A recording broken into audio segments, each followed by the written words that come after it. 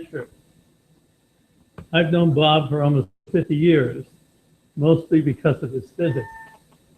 He's a gifted experimental condensed matter physicist who has a deep understanding of the theoretical aspects of his work and an excellent intuitive grasp of the physics governing the properties of materials. Bob became Berkeley's 9th chancellor in 2004 and served until 2013. Before coming to Berkeley, he was president of the University of Toronto. Previously, he was dean of the School of Science at MIT. He has several other positions, including a period at Bell Labs, and that's where I first met him. Bob is a fellow of the U.S. National Academy of Sciences, the Royal Society of London, the American Philosophical Society, and other scholarly societies. He has received a large number of distinguished awards for his research and his teaching. Bob Birgeneau is one of our nation's top leaders in higher education and is well known for his commitment to diversity and equity in the academic community. During his service as chancellor, UC Berkeley became the first university in the United States to offer comprehensive financial aid to undocumented students and the first public university to provide significant financial aid to middle-class students. The importance of higher education, of making higher education available to deserving students cannot be overemphasized. I can testify that the accessibility to excellent universities used to be easier. I was an undergraduate at Berkeley in the late 1950s. At that time, the public generally felt that the University of California would bring the state both enlightenment and prosperity, and ultimately that happened. Because of adequate state support, my tuition was only $37.50 a semester. So with part-time jobs and working in the summer, I completed my 4 years here totally debt-free. Unfortunately, it's not easy to do that now. Let me close by mentioning that Bob received the 2016 Vannevar Bush Award from the National Science Board. This award honors truly exceptional lifelong leaders in science and technology who have made substantial contributions to the welfare of the nation through public service activities in science, technology, and public policy. We're very fortunate to have an educational leader at this level here at Berkeley.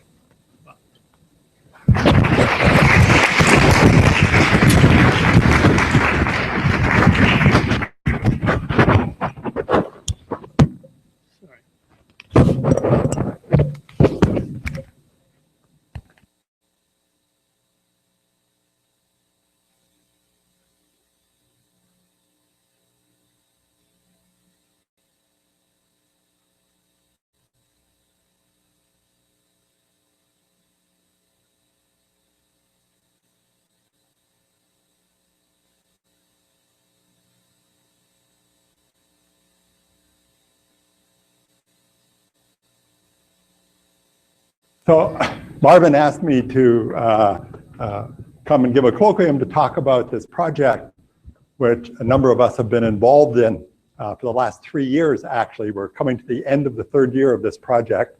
It's not finished because, as I'll explain, as we get into the sort of last part of this, that at some level, the really hard work is still about to happen, and that cannot happen until after January 20th. For reasons that will be obvious as I come to the end.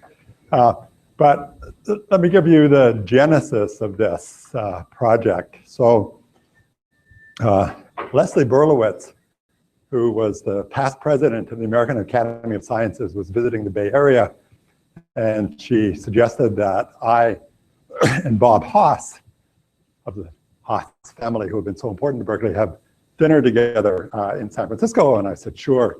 It would be fun. Leslie's an entertaining person, and Bob's an important part of our campus community. So we went in there. Frankly, I think her purpose was fundraising for the academy. I was just to sort of, just to be along. And it was for the Academy and Bob Haas, Bob's a member of the American Academy. But in the dinner conversation, we started talking, this was more than 4 years ago, about the challenges of funding of public higher education in California. And Leslie, at the American Academy, sits on the edge of the Harvard campus, as some of you may know. She has an East Coast perspective. And we started talking about the situation on the East Coast universities. There was, I think at that time, all these problems in Virginia with the leadership, with the governance of the University of Virginia. And then in the conversation decided that, it would really be worthwhile to pull a group of people together and try to look at specifically both the political and financial situation for public higher education across the country, to see what were commonalities, and then in an ideal world to figure out strategies for moving forward. And so we decided at that dinner that we would then launch this. Of course, it was with Leslie, so it would be natural. The American Academy was a natural venue for it. But as I'll explain as I show you the people on the committee that we put together, it was more than natural because Leslie was part of founding it, but also because of the nature of the American Academy. So one of the peculiarities of the American Academy, just in case anybody here has sort of a inspiration and after listening to this talk and says, hey, Bob and Mary Sue Coleman, who I'll introduce in a minute, manage this through the American Academy, and I have something I think is important, so I'm going to do it too. I'll get the American Academy to sponsor it. What the American Academy sponsoring it actually means is that at that dinner, we worked out a budget which came out to be about $2 million, and then I was given a license to raise the $2 million. That's literally true. Fortunately, Bob Haas was so sold on the idea that at the dinner, he committed to half of whatever the budget was. So we're halfway there. Then it turned out, and it's actually, I think, illustrative of the fact that people broadly understand that we have a significant problem in the United States at the present time in maintaining the excellence of our public higher education system, most especially the research universities, which have been the hardest hit by state budget cuts. One of the ironies in the data we collected is the cuts of research universities like Berkeley are much higher than the cuts for the equivalents of Cal States. That's true across the country. So for whatever reason, legislatures have punished the best universities the most and quite significantly. There are many political things I cannot explain. That's one of them, but that's an empirical fact. Anyway, so then I went out and very quickly, then another one of our friends who's actually Illinois Urbana-Champaign product, Tom Siebel of Siebel Systems fame, then put up a significant amount of money. We didn't even have to ask him. When he heard about the project, he volunteered. And then the Hewlett Foundation, the Carnegie Foundation, the Spencer Foundation, and a number of others very quickly volunteered to support the project with really fairly limited documentation. So after 6 weeks, we had $2 million. I wish I, as Chancellor Berkeley, had been able to raise $6 million so easily. But it was illustrative of the fact that people recognize that the strength of our higher education system and issues of student debt, accessibility, research excellence, et cetera, are important issues for our country. So I was very fortunate to convince Mary Sue Coleman, who was at that time president of the University of Michigan, one of the most esteemed presidents in the United States, to join me in co-leading this effort. Mary Sue was president of Michigan for 12 years. Before that, she was president of the University of Iowa. Before that, she was provost at the University of New Mexico. Before that, she was like a dean at North Carolina State.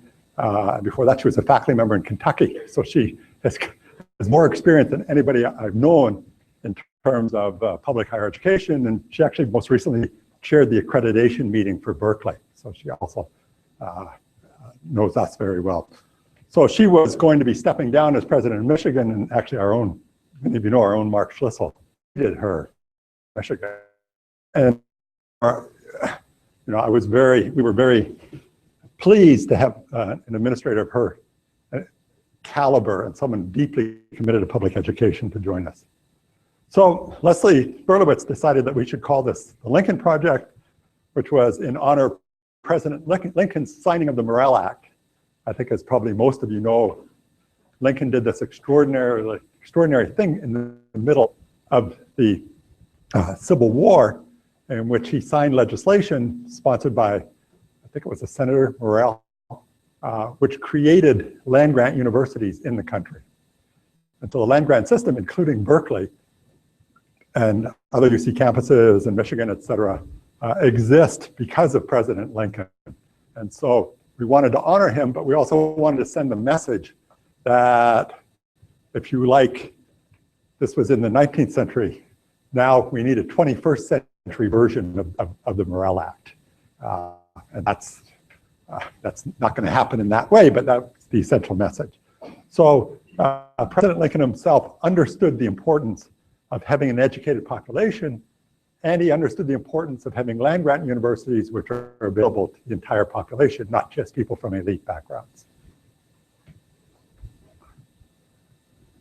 So then we decided we would put together a committee. It's the protocol at the American Academy when you put together a committee that, first order, the committee should be made up of American Academy members. That's sort of how that academy works. But then, of course, that didn't give us all of the expertise that we needed, so then we called in some other people. What we realized is that for us to do this in a serious way, we couldn't just have a bunch of academics who would all come together and then whine, basically, about what a terrible situation we were in and criticize everyone else. That we needed a broadly representative group. Of course, we needed university leaders. And so we have a variety of heads, mostly former heads of public universities, which included Mary Sue from Michigan, Nancy Cantor, who's now at Rutgers in Newark, Phyllis Wise, formerly at University of Illinois, Urbana-Champaign, et cetera. And then also we wanted private universities represented for their perspective. And Shirley Tillman, former president of Princeton, and Larry Bacow, who was president of Tufts, then joined us. So those are the academics. And there's a few more that I left out. But we needed data people because a lot of this is data intensive. And so fortunately, a number of data people joined us, including prominently Henry Brady, who's dean of the Goldman School here at Berkeley, Mike Hout, where this really is his research area. He used to be here at Berkeley. He's sadly for us now at NYU, and Larry Bacow. Plus, we had close connections with the Association of Public and Land-Grant Universities, which basically is represents a set of universities that are part of our charge here. Then we needed business people and to give a business perspective, and so we were able to convince a number of people, of course, Bob Haas and Tom Siebel, but several others. One of my favorites among the group was Patrick Doyle. And Patrick Doyle is the president of Domino's Pizza. And I thought, if you care about students, what's more important than pizza? But Patrick Doyle is a very articulate advocate for higher education, it turns out. And I have a particular affection for him because when he became president of Domino's Pizza, he literally, some of you may have seen this, he appeared on national television, sort of like first day after he was the president of Domino's Pizza. And in this advertisement for Domino's Pizza, he said, "I know why you're not buying Domino's Pizza." And he said, the reason is it doesn't taste very good. So he said, but now I'm president and I guarantee you it's going to taste good forevermore. And he managed to reboot Domino's Pizza, at least, and I figured with that kind of salesmanship, if we could get someone to do the same thing about higher education, right, all our problems would be solved. And then we had some communications people, including notably Don Graham, who is the former owner of the Washington Post newspaper and had sold it, and is also very interested in public higher education, is very well connected in Washington, and has been very helpful, and in fact, is organizing a meeting for us with relevant people in Washington And we're now debating, should it be in November or January? I, of course, am arguing for January, but okay. So that's the committee. I forgot to mention Earl Lewis. We also had foundation representation from the Mellon Foundation. Okay. So this is a very broad-based group. And as I said, almost all these people are, oh, and then politicians. I forgot politicians, of course, because ultimately this is going to be political. And so on the committee, we were very fortunate to have, first of all, as an active participant, Kay Bailey Hutchison, a longtime serving moderate Republican senator from Texas, a just extraordinary person. Phil Bredesen, he turned out to be a really interesting man. He was governor of Tennessee from 2003 to 2011.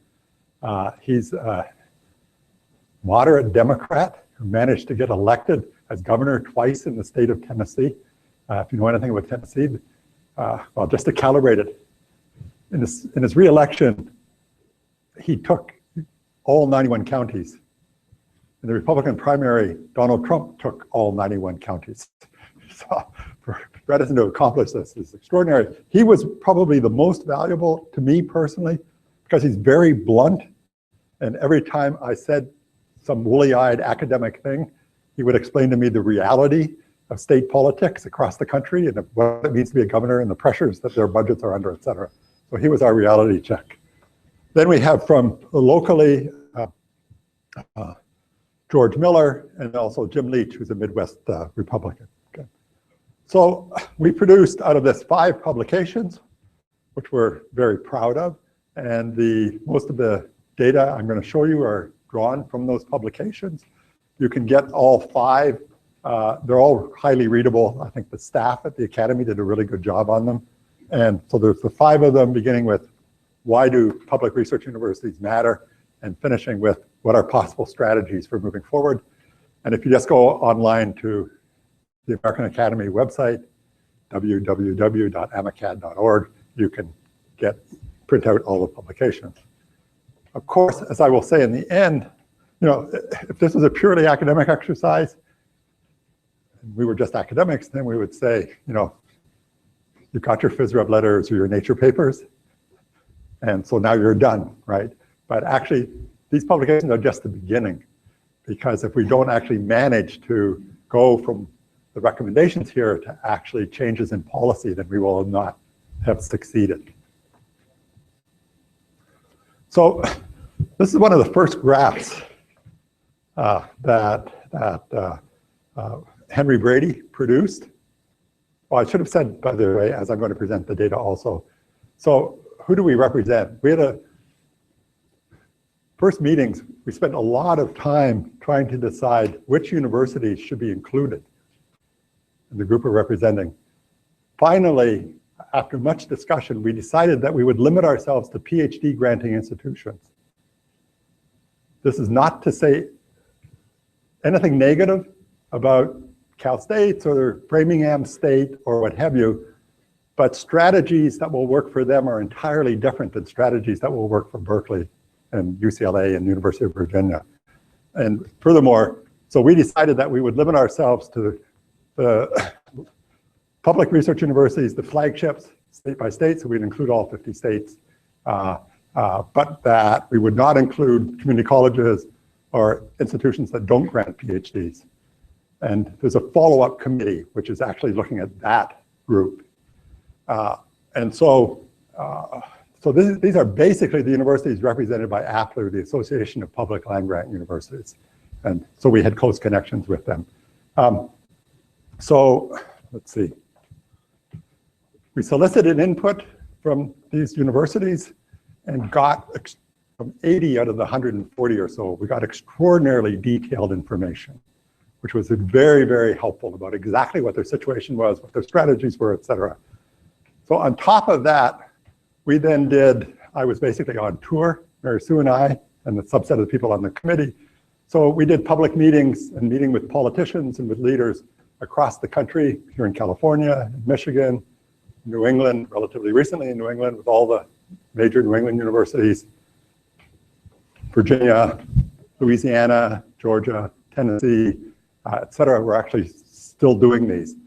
So, and meeting sometimes with governors, with state politicians, legislators, regents, et cetera, right? So I think we have got a really quite comprehensive view from academics, but we heard from students often, but also from the legislators about what is and is not realistic. And so our conclusions, some of which I'm going to show you, are drawn from really quite extensive research. So one of the first things is, you know, my sort of, within the US, professional life has been, as an academic, has been in Connecticut and Massachusetts and in California. And that gives you a very jaundiced view of education, because each of those, especially Massachusetts and California, are states that have great private universities, which tend to sort of often play a dominant role. In Massachusetts, that's particularly true with Harvard and MIT. Henry Brady then produced this map, and this is a map of the US of where the private universities, not just the Harvards and MITs, but those that do any significant research by the sort of Carnegie Convention. And the impressive thing is how much white there is. So if you live in California, you live in Massachusetts, you tend not to think about the fact that there's no significant private university in the state of Michigan, or in the state of Washington, or in most of the states in the union. And in fact, if you limit this to very high research activities, like Berkeley and UCLA and Michigan, et cetera, then there's only 5 states that have 2 or more private universities out of the 50, only 5. So if I now show you, so that already was visually very impressive in terms of why public research universities matter. That's the same map for public universities, and every single state in the union, all 50, has at least one significant research university. So you see immediately that public education plays a critical role in this country, because it's public universities are the universities that overwhelmingly do the research and educate the population. And this is why, among other things, we feel that the federal government has to begin to play a role that it has not played in the past, because this is a national phenomenon and it's a national exigency. Okay. Also, in terms of students, these are actually 2012 data, but first thing we see is, so these are just research institutes. This doesn't count community colleges, et cetera, right? That overwhelmingly, that the public universities educate the vast majority of the undergraduate students. And remember, in most states, like Michigan, these are the very best students in the state, are going to Michigan or Michigan State, et cetera, compared to the privates, which educate a much smaller number. Even at the graduate level, graduate education is actually largely done by public universities. Again, evidence that of the importance of the public university system in the country. So overall, public universities educate 88% of all students pursuing bachelor's degrees. This includes the non-research universities as well. And if you look at what's been happening over the last 30 years, you can see the number of students has risen dramatically in both publics and privates, but most especially in public universities. And the AAU publics are, that's the top 40 research universities, and that's the top category. So not only are we important, over the last 30 years, we've become numerically much more important. Okay. These data, when first got produced, were shocking to me. So these are the number of dollars per FTE, so per faculty member, basically, spent at the privates and at the publics. And this includes research dollars. So if you want to remove research, you can multiply by some number between 0.6 and 0.7. So nothing changes on this graph. And what you see is that AAU privates, which are the elite privates, but 25 of them, spend about this is actually expenditures per student. They spend $140,000 per student at the elite privates. This is not just Harvard and MIT. An extraordinary amount of money. As I said, if you want to remove research, then it's between $90,000 and $100,000 per student, compared to about $30,000 at the publics. And Henry Brady uses that number to argue about how much more efficient we are. We are, but that's partly because we have, for example, at Berkeley, 27,000 undergraduates, not the 4,500 that they have at MIT, right? So we just have huge numbers of students. So we do a very good job, and we do it very efficiently. Henry, in particular, makes a strong point about that because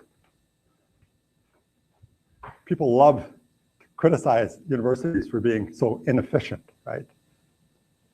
I wish that we had an American industry as efficient as an American public research university. We do not, okay? The other extreme difference between the publics and the privates is the distribution of low and high income students. And so you see that in public universities, close to half of the students are the low and middle. That means low and low middle. So these are not middle class students. So 45% of the students in public research universities come from the bottom third, approximately 40% of the population. Whereas in the elite privates, 37% of their students come from well-to-do families. So that's the other role that public universities play, namely that we are the ones who are addressing the issue of social justice and the issue of income inequality in the United States.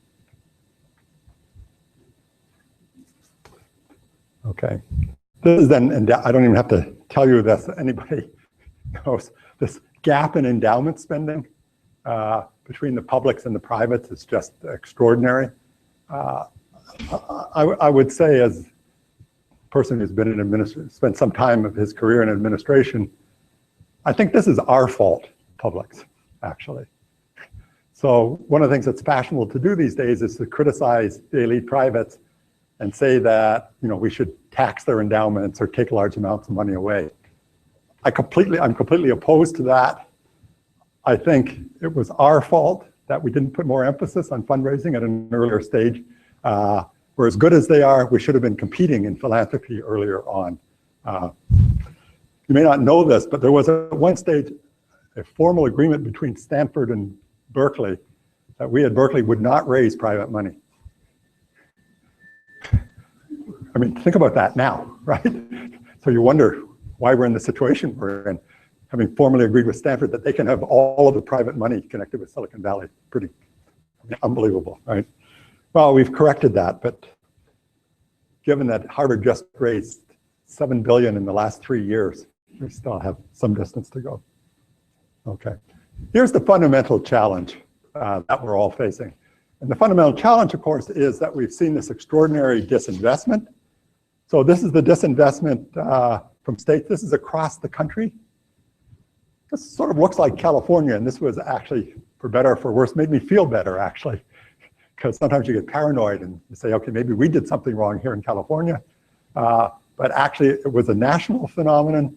And so there was this tremendous drop in the funding of public higher education that occurred beginning around 2000. A little bit of recovery, and then after 2008, it dropped again. And as I said earlier, these average over all universities. If I showed a graph that was just public research universities, for reasons I'm not able to understand, maybe someone else here can, our cuts were bigger. Okay. So our slopes are even steeper than these averaged data. And then you see what happened, which is that, of course, state by state, when they were allowed, that states just increased tuition to compensate for the missing state funding. And so there was a one-to-one connection. It turns out it wasn't complete. And so increased revenue from tuition has not compensated for the state disinvestment. And so you sometimes read people saying, well, universities ran tuitions way up so they could pay faculty egregious salaries or pay administrators egregious salaries. That is not true. And in fact, the increases in tuition do not cover state disinvestment. And that's very well documented.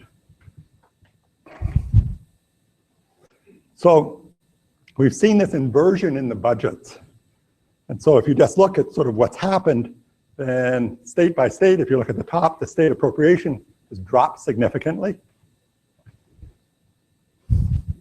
Research has stayed about the same. Private gifts have gone up a little bit, but net tuition and fees has skyrocketed. And so there's, again, just been this exchange. Some people say that that means that we privatized public universities. I don't like that language, but what we certainly did is we, after the government took away state public money across the country, in order for the universities to continue to survive, we increased tuition to compensate. So this I showed you already. So where's the money going at the state level? And why can't they just give it back to us? So I'm going to state this again later, but the one thing that we learned state by state is that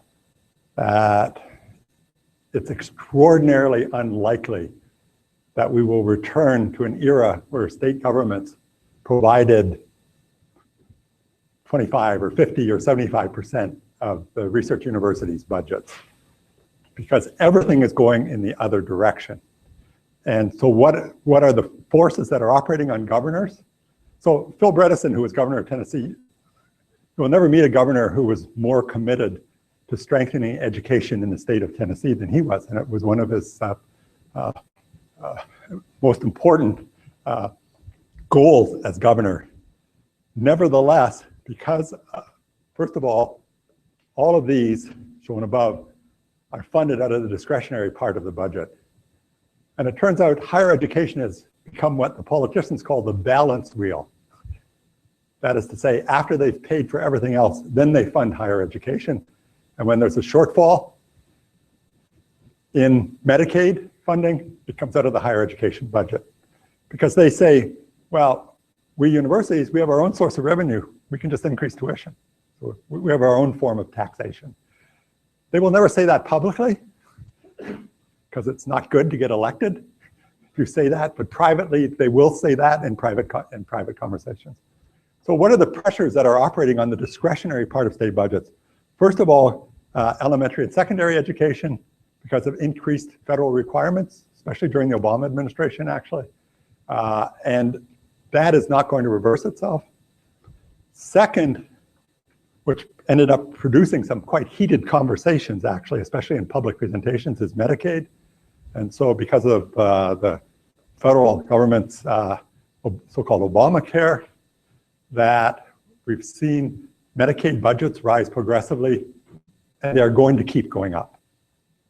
And states, of course, have to participate in the Medicaid funding. You can see in the budget coming up, or in the votes coming up in November here in California, there are individual items which you're going to vote on. Are you willing to pay even more for the Medicaid system?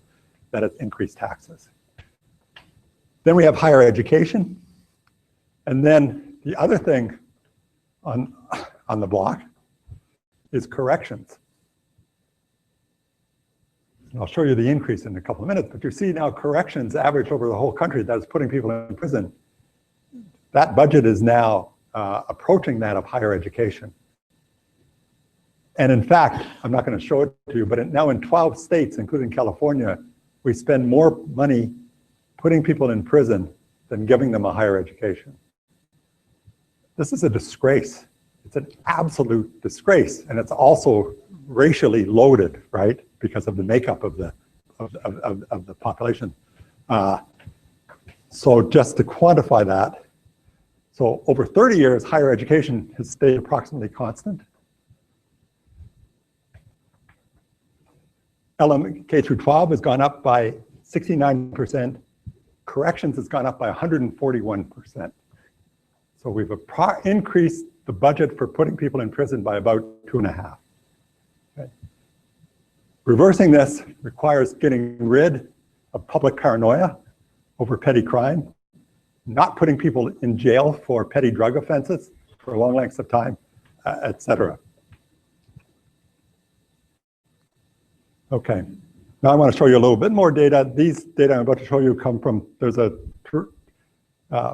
incredible person, Heather McGee, who's president of the Demos. She's one of our graduates. This is a foundation or think tank in New York that's committed to social justice issues. I once heard her give a speech, and I immediately came back and I called up Chris Edley, who was in Dean of Law School, and said, we have to hire her tomorrow. This is one of the most talented people I've ever run into. So they've actually been documenting what's happened, public higher education. And one of the questions, because the media are completely confused is a generous word on this, in terms of everyone's trying to blame everyone else. And so they actually did a very detailed quantitative study of what's actually causing tuition to go up. And you can see these are the results, that the rapid increases in tuition are 79, essentially 80% is because of state disinvestment, 6% is because of construction, 5% is increased spending on administration and support. That turns out the increase in administration is actually increased healthcare costs, basically. That's the main thing. And increased spending on instruction because of high-tech type stuff. Okay. If you look at the workforce over the last decade, and it hasn't changed since, workforce has been approximately constant. We all know that here at Berkeley. And so it's not that we've suddenly hired huge numbers of this kind of person or that kind of person or that kind of person. It's actually been quite constant. And that's per FTE student. Okay. So the workforce has not changed significantly. There's the same number of senior administrators, same number of professors approximately, same number of support people, et cetera. Okay.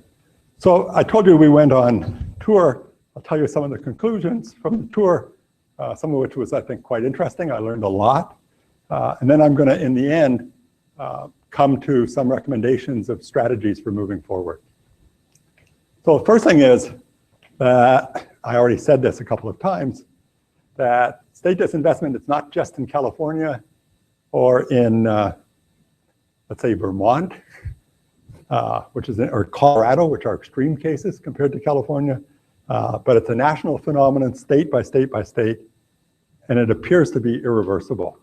That is, talking to politicians and looking at all of the forces operating on state budgets, we don't see a significant probability that this is going to reverse itself. Some of our colleagues, including some here at Berkeley, say, well, if you just did a better job lobbying in Sacramento or whatever the state capital is in the state that you're in, then state legislatures will just pour money on you. If we followed that strategy here at Berkeley, my personal belief is Berkeley would very quickly become a second-ranked university because that's so unlikely to happen. In all of my tours, I saw one technique that worked really well. So this actually happened in real time. This sounds like a story I would have to be making up. So I was in Louisiana in the spring, visiting with state legislators and regents and some of the university people. So they have a new governor who succeeded Bobby Jindal, a conservative Republican. And it turns out that Bobby Jindal had overspent the budget by an incredible amount and managed to hide it. So when his Democratic successor as governor came in, suddenly he discovered that there were huge holes in the budget and they have a balanced budget requirement. So then he decided, he looked around for what's discretionary in the budget because he's a new governor and discovered there was higher education. So he announced that they were going to close Louisiana State University and all of the universities at the end of April and stop paying faculty and staff salaries. This happened while I was there, so it's not some crazy thing, right? And they were going to cancel all of the scholarships for students. So students would have no more scholarships, right? And the faculty's salaries would just stop on April 30th. So of course the president of the university is going crazy, right? And suddenly I was with him, we had breakfast together, and suddenly a light bulb lit up during breakfast. He immediately went over to the state legislature and he said to the governor, to the legislators, this sounds so crazy you won't believe it happened, but it happened in real time while I was there. He said, okay, we'll do our part, but you need to understand that if we close the university on April 30th, none of our football players will be able to take their final exams and therefore will not be eligible, this is LSU, for the fall schedule, so I need to inform the NCAA now that LSU is pulling out of the fall football season. This happened. It took 1 hour for the legislature to reverse themselves, and they restored the funding. So this sounds so crazy. You would think this couldn't possibly happen, but I was there, and it happened in real time, and the president of the university even got the idea in real time while I was there, and it was successful. You know, when you're an administrator in a university, you do whatever you can to protect the students and to protect the faculty. Okay, so it's going to be a hard slog. Okay, most places the disinvestment has been largely compensated for by increase in tuition. One thing we learned, which was really depressing to me, and I'm going to come back to this soon, is California, it turns out, I think some people here already know it, is a special place in that this is a state that actually cares about educating the underserved, cares in a deep way. It turns out that's true in a relatively small number of states. I'll show you some hard data in a little while. So we found state by state the commitment to addressing income inequality and to giving opportunity to people from the least advantaged backgrounds varied phenomenally in a way that was shocking, actually, to us. So at least in California, we should feel good about that part of our state legislature. The other thing that we found is that the people leading these universities, not necessarily Virginia or Michigan, but like the president of University of Texas in El Paso, or the president of University of Louisiana in Lafayette, these turned out to be extraordinarily talented and idealistic people. So we came out of this feeling really good about people who were committing themselves to the idealistic goals of public higher education. So our public universities are very well led. And as I said, we were particularly, the two most impressive university presidents I met were University of Texas El Paso, which is one of the branches of University of Texas, which is 85% underrepresented minority. And this president made the decision that this university, that those students were not being well served because they did not have research active faculty. And so she decided she would turn that branch of Texas into a research university and that they could thereby attract better faculty, and did it successfully over a relatively short length of time, and turned that campus into a research university. And they started getting much better faculty than they were able to previously. And the other president that really impressed me, well, there were many, but one in particular was Georgia State, which is an inner city university in Atlanta, and I'll tell you what he did in a little while. Okay, yeah, so actually this is what he did. So we heard, including from our governor here in California, that if we just put all of our courses online, we could do them much more cheaply, and we could lower costs, et cetera, right? And most of us knew how foolish that was, but anyway, that's what we had to listen to. We paid close attention to this going around the country, and at least at the present time, except for specialized graduate courses, master's degrees really, IT has had remarkably little impact on the educational enterprise. That doesn't mean there aren't boutique things, but overall IT has not had an impact on public universities, except in one incredible way, which was led by Georgia State. So when this new president came to Georgia State, he found out that the graduation rate for Georgia State was under 50%, and the graduation rate for African Americans was 24%. So then he started doing some research and saying, why is the graduation rate specifically for African Americans so abysmal? And it turned out the reason was not that they couldn't pass the courses any different from anybody else, but the African American students were overwhelmingly drawn from low-income families. The state of Georgia has no need-based financial aid, none, zero, to help low-income people from the state. So it meant they just ran out of money. It's that simple. People were dropping out of college not because they couldn't pass the courses, but because they had no money.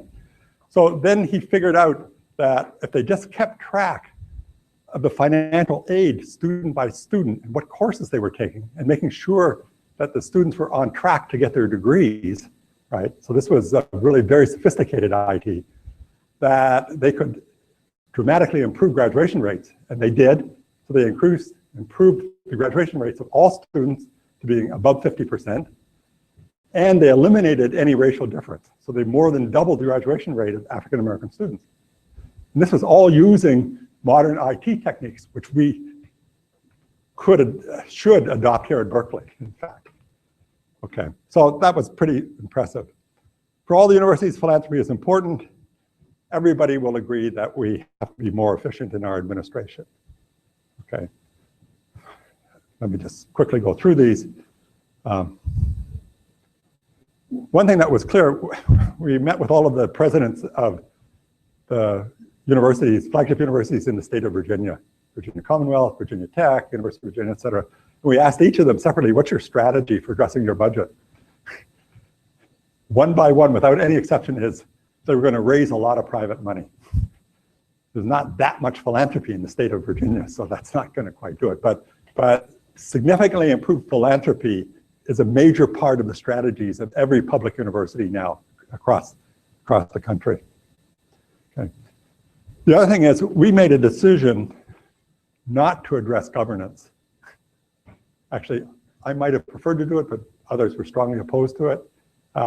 And there's also tremendous variation in the effectiveness of governance. And I'm not going to comment because this is being filled on governance in California of the university. But this is a major challenge for public universities across the country because it's so heavily politicized. I mean, we did a public event in Texas. I mean, Texas is an extreme example of politicization of the government, so is Virginia. So we need a radical evolution in how our public universities are governed, and we need to depoliticize the governance of the university so that we have to ultimately say, hey, it's the students and the faculty that matter. Okay. The top, provide comprehensive financial aid. Financial aid is this huge problem. I'll show you data in a few minutes for low-income students with tremendous variation across the country, and I'll give you some examples, and that needs to be addressed in a major way. Okay. Let's now come to the states. Obviously, for the states, we want them to stop cutting our budgets. We would love to see them restore the cuts, but at least they have to give us predictability. So we can't be in the situation where we're the balance wheel and where, as happened, you know, during the time I was chancellor, where suddenly you get, you know, a call from the office of president saying, hey, in the middle of the year, we just removed $100 million from your budget. I mean, this cannot continue to happen. Okay.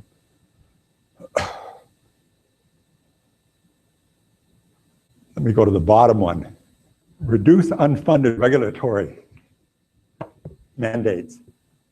At Vanderbilt, they did an estimate of how much of our administrative budget goes to satisfying government regulations, most of which are unnecessary, and it's of order 10% of our administrative budget is used up to satisfy the bureaucracies of state and federal governments. Okay, so I want to talk briefly about financial aid, and because I think it's as important an issue as the funding of the state budget. So this shows you college participation rates as a function of income, and you see we've made progress, but for people born in the 1961-64 era, if you were unfortunate enough to have chosen parents who are in the bottom quarter, your probability of graduating from university was 5%. Only 1 out of 20 of people from low-income families got a college degree if you were born in the 60s. So we made progress, and if you were born 1980, which makes you 35, 36 now, then if you were born in a low-income family, remember this is the lowest quarter, not the lowest 2%, your probability of graduating from college is still less than 1 in 10, it's only 9%. Whereas if you come from the top quarter, it's 54%. This is huge. This is actually a disgrace for the country. And it's a disgrace that's operative today. So there's a huge discrepancy, huge bias in our society towards people who are born into more privileged backgrounds, families. This shows, and I know you can't read the individuals, but you'll get the idea. The black is is need-based financial aid from the state. The white lines are federal Pell Grants. So federal Pell Grants are uniform across the country. Thank goodness for them. They're the main source of financial aid for people from low-income families. And if you then look, you see that California is number one, that there's a small number of states where the states provide as much financial aid as the federal government does through the Pell Grants. And there's many states where the support is basically terrible. So this has to change. When you talk to legislators from the states at the bottom, they provide financial aid. It's merit-based rather than need-based. And the language they use is, well, we have to keep the best and the brightest in our state. Of course, the best and brightest all turn out to be Caucasian, maybe Asian, and they come from well-to-do families by their definitions. Okay. So this is a huge problem, possibly the single most important problem that has to be solved in public higher education in the United States. Okay, I'm going to jump to the end.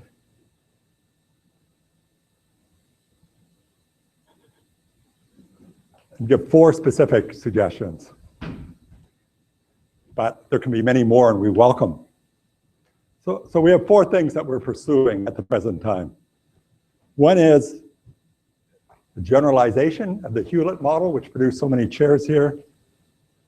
Second is connected with the huge amounts of money that American corporations are holding offshore. Third is connected with corporations stepping up to support students. And fourth is matching programs for need-based financial aid. So an idea we've been floating is, some of you here, many of you will know all about the Hewlett Match, which was a tremendously successful program here at Berkeley, which created 100 new faculty chairs with 100 graduate fellowships that go along with them. So we've proposed generalizing this to the national level. So at the national level, for research universities, the federal government would put up $1 billion a year, which would then be 1/3 of 1,000 chairs, with the federal contribution being $1 million. The state would contribute $1 million per chair, and private donors, foundations, would contribute $1 million. So that would be $3 million per chair. The payout would be, for example, a scholarly allowance of $25,000, graduate fellowship for $50,000, and faculty salary support at $75,000. So this would generate 1,000 chairs a year in public universities. We'd distribute them according to population. So here in California, for the UC system, it would be about 130 chairs a year, which means 130 new graduate fellowships in the UC system. And those would be permanently endowed. This would go over 10 years, so we would end up in California and UC with 1,300 graduate fellowships, new ones, well-funded, broadly distributed. So this is $1 billion a year over 10 years. This original idea actually came from Berkeley and from Frank Urey, who used to be our Vice Chancellor for Business Affairs, and myself. So we've done some work on this in DC. I did some in Sacramento, and the response is surprisingly positive. Sufficiently so that one of the key senators in the Education Committee asked George Miller and myself to actually draft legislation. So we think this is a real possibility, but it will depend a lot on what happens on November 20th, needless to say. So that's one example. Okay. Second, this is both a famous example, but also a national scandal that, because of so-called inversion, at the present time, US corporations, or predominant US corporations, are holding offshore $2.4 trillion. That is a lot of money. There are many conversations going on in Washington about repatriating those funds. And that conversation says we'll repatriate them at a much lower tax rate, and we'll use the tax funds to strengthen our national infrastructure. So our argument is a simple one. It's that what infrastructure is more important than our educational infrastructure? And so we're advocating that repatriation should happen and that 1% of those funds should be set aside for higher education, not just research universities, but higher education. That would give us an ingestion of $24 billion, one shot, into public higher education in the United States. And that would be transformational. Part of the 24 billion could be, the first 10 billion could be used for the chair program that I described.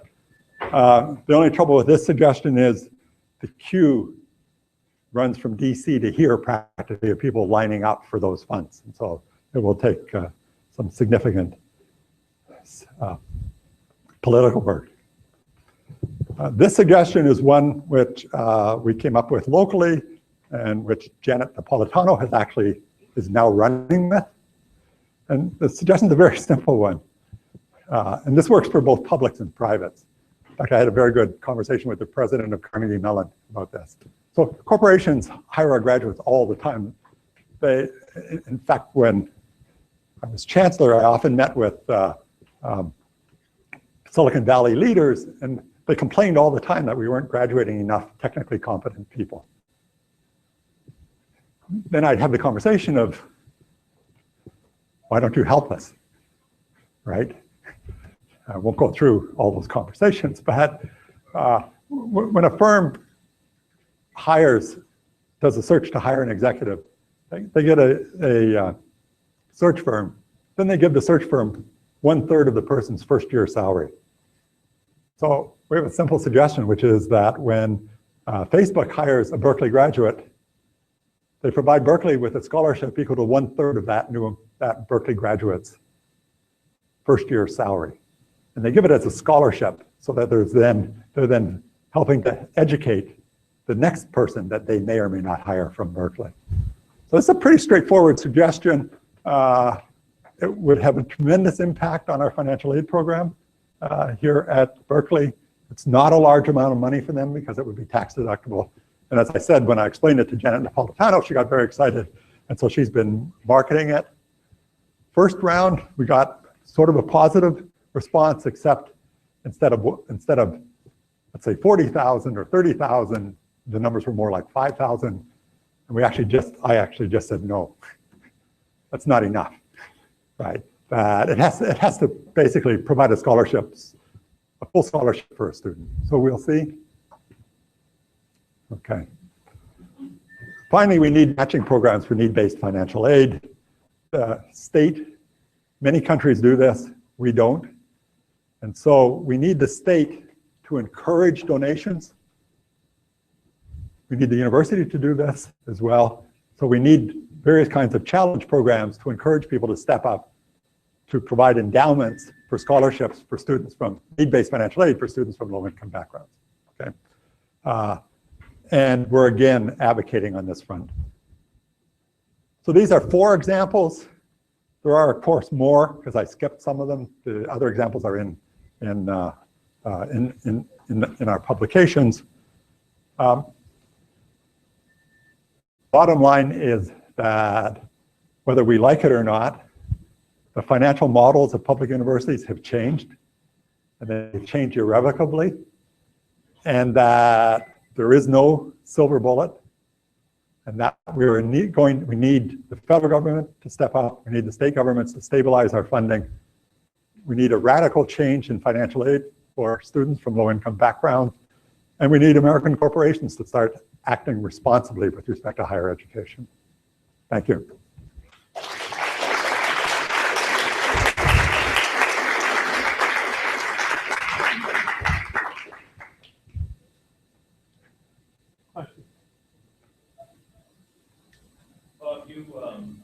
When you talked about this balance wheel, it pointed out that what legislators see is that the university has effectively its own taxation. They can just put a number out there for how much tuition to pay, and that ends up being very progressive. So it's our own way of doing a very progressive taxation system, taking from the rich to the fund. Right. What's wrong with that? And is there any evidence that we reached a limit on that? No. Yeah, I mean, whatever the number is, I think it can still go up another $10,000 whatever dollars, and people will still come to that university. So how do we actually counter the argument that Yeah, so first of all, I think we can't just keep increasing the fraction of the burden that, I mean, that's a personal opinion. Well, on our committee, many people held the view you just stated, okay? So of course you're not alone in that, and actually Mary Sue Coleman was a strong advocate for that. And there's one page on it, but I managed to convince her to keep it out of the recommendations because my experience has been that anytime I did anything, that if you mentioned increasing tuition as one of your strategies, you can have a 30-page document and the newspapers will only report on the one paragraph about increasing tuition. So it's so low. I think it's, even if it's a viable model, I think it's not politically practical. So it's not an idealistic response on my part, it's a practical one. But, you know, effectively, so, you know, an extreme extent, of course, effectively by increasing numbers of out-of-state students, one has done that, right? Effectively. And so University of Vermont now is 80% out-of-state students. 20%. That was the worst case, but Colorado, yeah.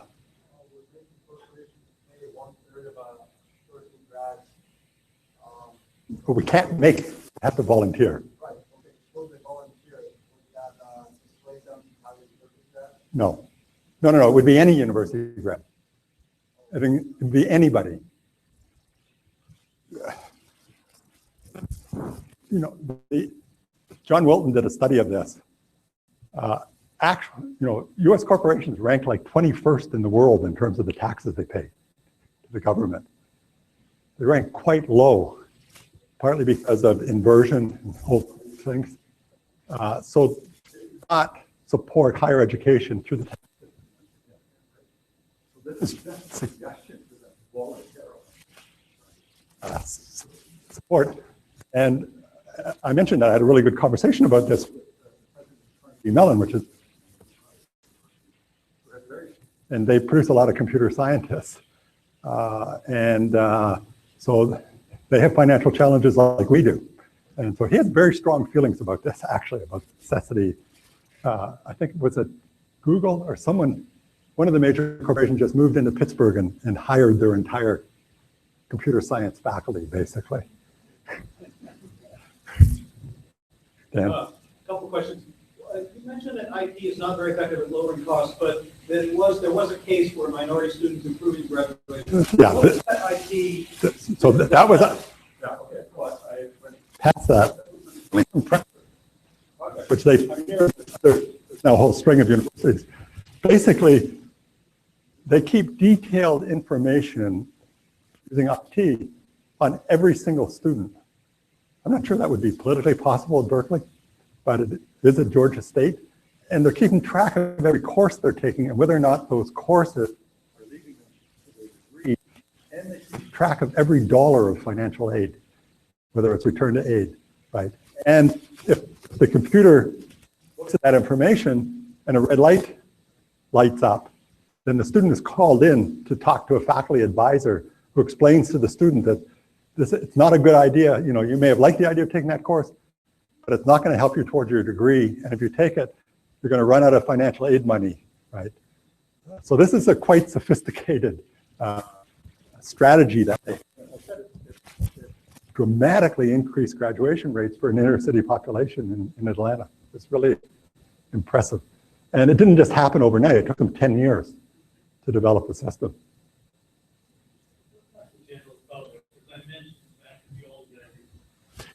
Californians were really excited about the University of California and felt that their future depended on it. Were there any proposals for increase the better the image of the university? Yeah. So, you know, we all, every university's got its communication strategy, and that's an unsolved problem. So we looked at that, but it's an unsolved problem of how we make the case for public higher education in a way that the legislators, they're only going to do what gets them elected. Sort of sounds so cynical, but that's how politics works. polling in California shows that the 2/3 of Californians believe that higher education is a private good. They used to believe, when you went to school, that it was a public good. That's no longer true. And so, we would have to convince about 1/3 of the population of California that no, education is actually a public good first, not a private good. And nobody knows how to do that. This conclusion by the population that going to Berkeley mostly profits you as an undergraduate student rather than the state, right, is relatively new, and it is at the core of why we've seen this disinvestment. And I don't think anybody knows how to overcome that. Do you have any recommendation on how to speak? No. We decided that was the other area where we decided not to enter into, partly because my co-chair was Mary Sue Coleman. And Michigan's strategy has been, while this was going on, they increased the number of out-of-state students by another 10%. So we just didn't go there. We also, I gave a talk at the Aspen Institute during the summer to I'm a physicist, right? I wouldn't say this is a hobby because I took it very seriously, but this is not my profession. I gave a talk to 100 people where this is what they do all day, every single day. They felt that that group, their main criticism of this study was that we didn't address governance in a serious way. So for the people who do this professionally for their whole lives, they feel, and actually it's consistent with my experiences as chancellor at Berkeley, the single most important problem is governance. So for example, here at to be specific about Berkeley, tuition has been frozen for 5 years, in spite of the fact that the only Berkeley students who pay the increase in tuition are those families whose family income is more than $150,000. So the effect of frozen tuition on our budget is the budget is $80 million a year, and there's $40 million missing from the NeedBased Financial Aid. So the effect of frozen tuition is to increase by several $1,000s. The debt low-income students by Berkeley now, and to account about half of the budget. So and we have no control over that. I mean the chancellor of Berkeley has no control over tuition at Berkeley. So this is a fundamental problem in the governance. First of all, everyone have a set of governors disconnect university. Freeze tuition for 5 years. In spite of it, it's only a arithmetic to figure out whether I'm going to budget. Anyway, so et cetera. Yeah.